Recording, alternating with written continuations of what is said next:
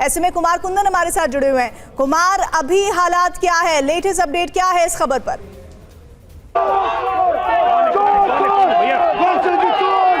ये तृणमूल कांग्रेस के एक समर्थक यहाँ पे आए। भैया कौन है ये? गर्वे चढ़े जी चोर एक नंबर का।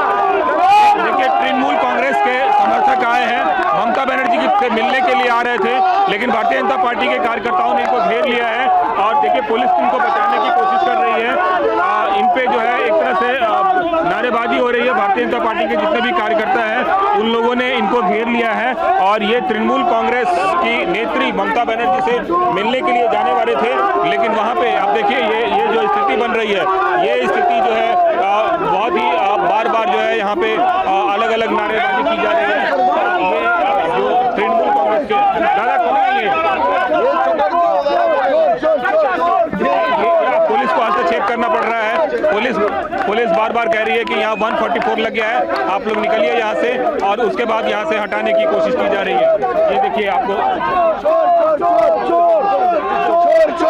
पुलिस हटा रही है। अब टीएमसी के भी जो कार्यकर्ता हैं उनको भी यहाँ से हटाने की बात कर रही है ये यहाँ पे। और देखिए जो स्थिति है वो एक तरीके से यहाँ पे काफी हीटेड आर्गुमेंट हो रहा है दोनों लोगों से, और उसके बाद इसको यहाँ से धीरे धीरे हटाया जा रहा है। तो ये जो स्थिति है ये आपको देखिए, ये कौन थे भाई साहब? ये एक बांग्ला विरोधी है, हिंदी विरोधी है। नहीं, शख्स कौन थे जो आए थे? इनका नाम गौरव चटर्जी है। हाँ। ये सांप्रदायिकता के चपेट में पूरा बंगाल को बदनाम करने वाले लोग हैं। ये ममता के दलाल हैं। ये पूरा हिंदीवासियों को गाली देते हैं पूरा दिन।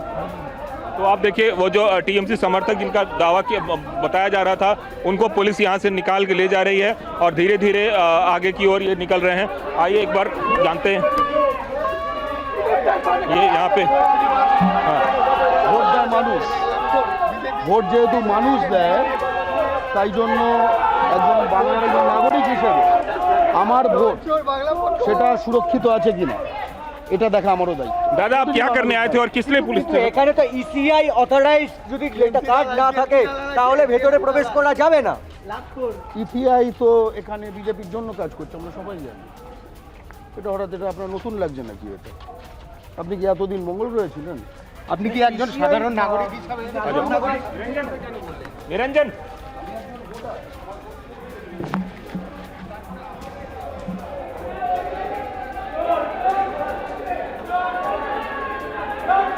वहां पर एक शख्स पहुंचा जिसको पुलिस ने वहां से हटाने की कोशिश की और पुलिस उसमें कामयाब रही। लेकिन सबसे बड़ी बात यह है कि स्ट्रांग रूम के बाहर अभी पुलिस बल की बड़ी तैनाती की गई है।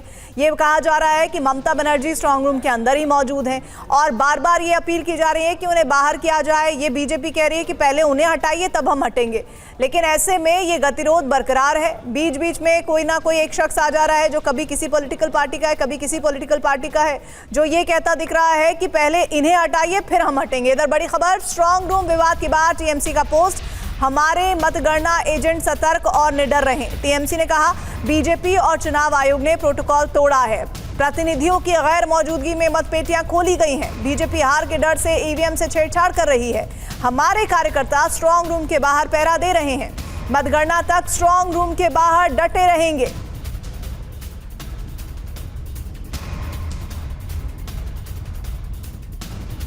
रवि दत्ता हमारे साथ जुड़े हुए हैं। रवि, लेकिन ऐसे में तो बड़ा मुश्किल हो जाएगा अब 4 तारीख तक किसी तरह का गतिरोध अगर बना रहता है तो।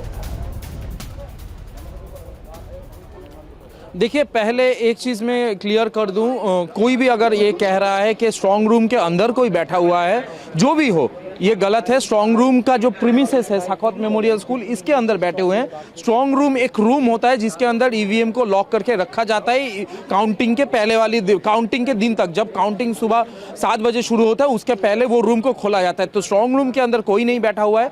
स्ट्रांग रूम के जो बिल्डिंग है उनके अंदर ममता बनर्जी, ये बिल्डिंग, ये जो प्रीमाइसेस है आपको दिख रहा होगा, ये जो बिल्डिंग्स है ये रूम सारे लॉक किए हैं, इनके अंदर ईवीएम से। तो ममता बनर्जी कहीं पे रविशंकर, फिर अगर टीएमसी एक बात कीजिए, सुनिए जरा इसका जवाब दीजिए, अगर टीएमसी ये कह रही है कि बीजेपी और चुनाव आयोग ने प्रोटोकॉल तोड़ा है तो किस प्रोटोकॉल की बात कर रहे हैं वो कह रहे हैं कि जनप्रतिनिधियों की गैर मौजूदगियों में मतपेटियां खोली गई हैं, इसका मतलब क्या है? देखिए एक जी बिल्कुल, मैं बता रहा हूँ। एक सीसीटीवी जो ये स्ट्रॉन्ग रूम्स होते हैं, इनके सारे सीसीटीवीज पॉलिटिकल पार्टी को प्रोवाइड किया जाता है, डायरेक्ट एक्सेस प्रोवाइड किया जाता है। उन सीसीटीवी में देखा गया कि कुछ लोग नेताजी इंडोर स्टेडियम में ईवीएम को लेवलिंग कर रहा था। अब ये लेवलिंग को लेके कुणाल घोष और शोशी पाजा इमीडिएटली पहुंच गए नेताजी इंडोर स्टेडियम के बाहर और उन्होंने ये आरोप लगाया कि ईवीएम को छेड़खानी किया जा रहा है। अब ईवीएम रहना चाहिए लॉक रूम के अंदर, वो लॉक रूम से ईवीएम खोल के क्यों उनको लेवलिंग किया जा रहा था या फिर अंदर एक्चुअली क्या हो रहा था, इसका जवाब इलेक्शन कमीशन ने दे दिया है।